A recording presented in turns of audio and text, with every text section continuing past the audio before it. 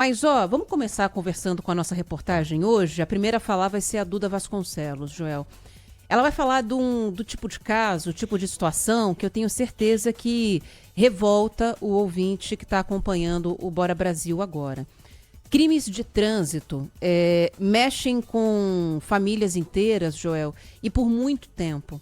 São crimes que costumam demorar. Lobos, Joel, em 2011.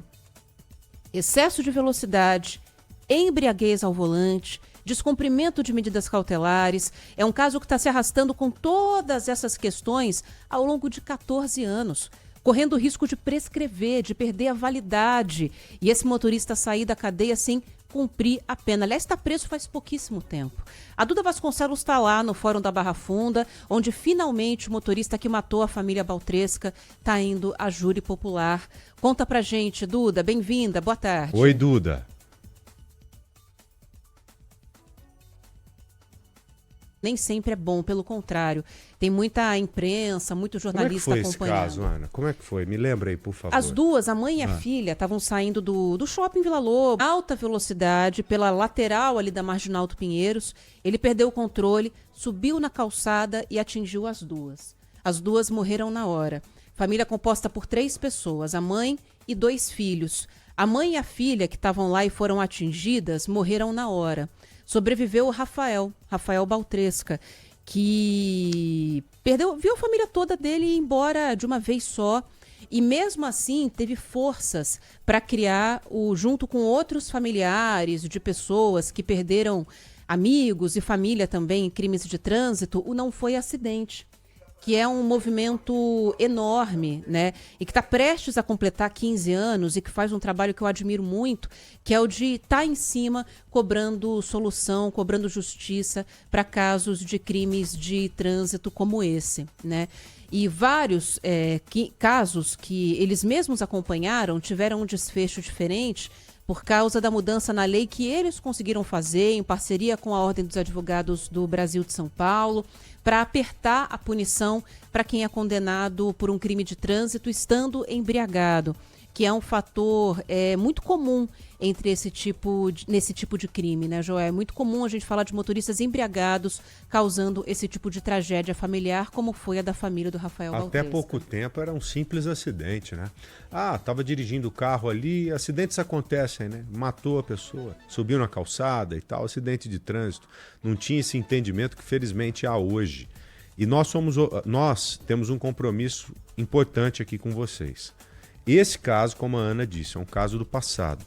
Hoje é outra coisa. Se você atropelar alguém sob efeito de álcool, a chance de você parar em cana ela é gigante, enorme. Então eu espero que sirva de estímulo para você não sair dirigindo aí embriagado.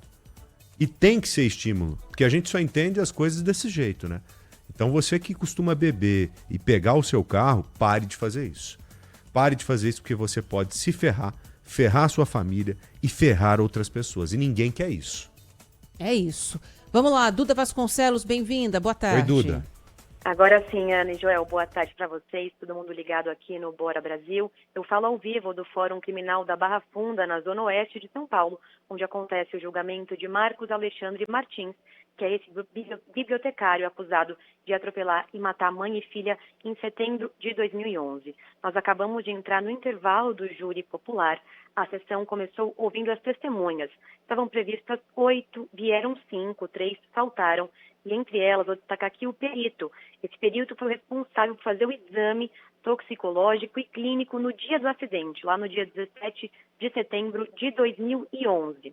Ele relatou, tinha o documento aqui, o exame, que foi constatada alcoolemia por meio de um exame de sangue colhido 6 horas após o atropelamento. Em 2011 não havia aquela facilidade do bafômetro que nós temos hoje, mas por meio de exame clínico, que constatou a coordenação motora e exame de sangue, alcoolemia, ou seja, constatou que ele tinha ingerido bebida alcoólica, esse motorista. Depois que as testemunhas acabaram de falar, agora menos de 20 minutos atrás, o próprio réu foi quem prestou depoimento ao júri. E ele admitiu que no dia do acidente, foi um sábado, esse dia 17 de setembro de 2011, ele conta que ele consumiu um latão de cerveja pela manhã. O termo que ele usou foi um latão de cerveja que ele comprou no mercado, quando ele foi ao mercado com a filha dele no sábado de manhã, e fala que depois disso não bebeu mais. O acidente foi por volta das 11h20 da noite. Segundo o perito, a informação não bate com o nível de alcoolemia presente no sangue, e assim o exame foi feito. Para a gente lembrar essa história, afinal foi há 14 anos atrás, a mãe e a filha, a Bruna Baltresca, de 28 anos, e a mãe Miriam, do Marcos, aparece em altíssima velocidade. O ponteiro do velocímetro do carro dele ficou travado em 100 km por hora, mas no trecho do acidente a velocidade máxima era de 70 km por hora. Ele subiu para a calçada e atropelou as duas que morreram. Para a gente relembrar, então, no dia 17 de setembro de 2011, ele foi preso em flagrante, mas ficou preso por apenas 12 dias e foi solto em 30 de setembro de 2011, mediante ao cumprimento de medidas cautelares, entre elas a de não sair à noite e de não consumir bebida alcoólica também nas ruas. Acontece que em 2018 ele foi flagrado em um bar à noite consumindo bebida alcoólica e aí a justiça decretou a prisão preventiva, mas ele ficou foragido até o ano passado.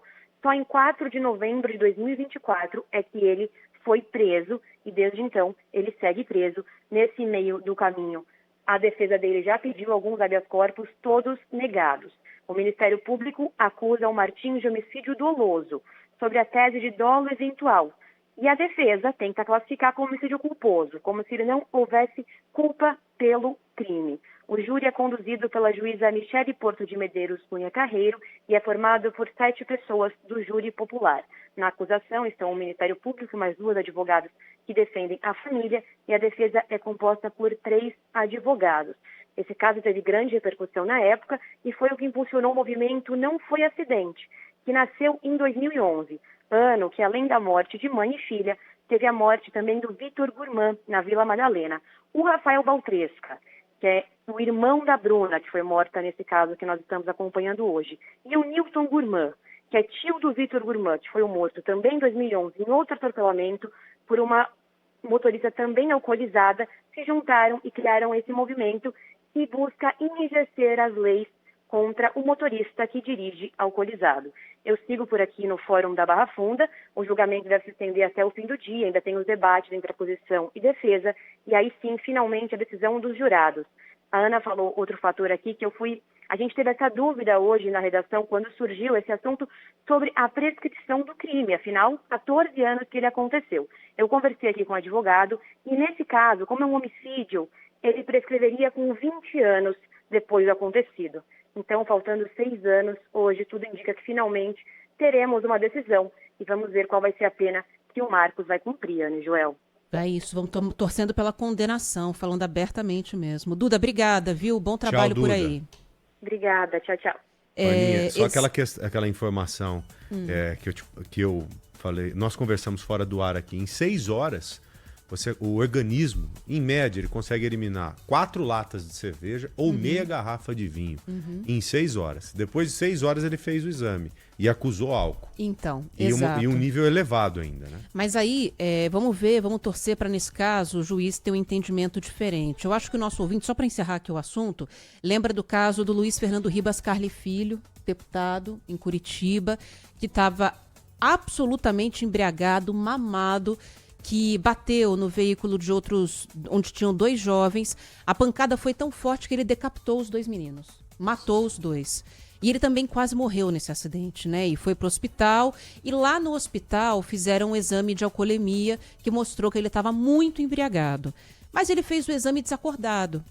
E os advogados conseguiram tirar o exame de alcoolemia do processo, porque ninguém é obrigado a produzir provas contra si próprio e tem que autorizar a produção de provas. E como ele não autorizou o exame, estava no hospital. Foi desconsiderada como prova a questão da embriaguez, o que reduziu a pena.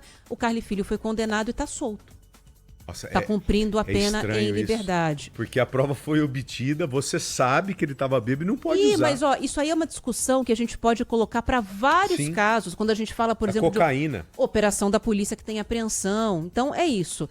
E eu espero que nesse caso hoje, lá no Fórum da Barra Funda, essa prova não seja desconsiderada. O entendimento da lei está mudando muito e, felizmente, mudando para o lado do cumprimento da justiça, né? E a gente tem que falar muito sobre esses casos aqui no ar, como o Joel falou, para você que está nos ouvindo se desencorajar.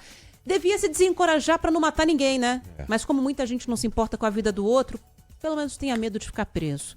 Hoje é quinta-feira, dia do happy hour, então vamos repensar isso aí hoje, com base no que aconteceu com a família do Rafael, que perdeu a mãe e a irmã, perdeu a família toda de uma vez só.